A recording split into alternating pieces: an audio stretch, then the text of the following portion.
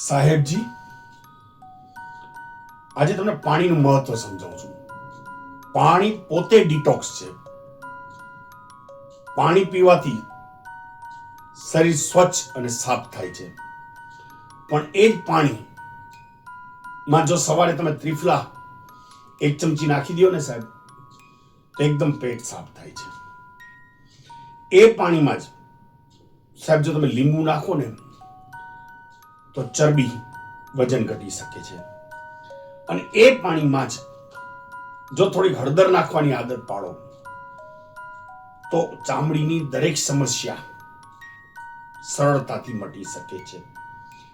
અને જો તમને સ્ફૂર્તિનો અભાવ હોય તો સૂંઠ મરી પીપળ એટલે કે ત્રિકટ ચૂર્ણ જો પાણી સાથે લેશો ને સાહેબ તો આખો દિવસ સ્ફૂર્તિ રહેશે.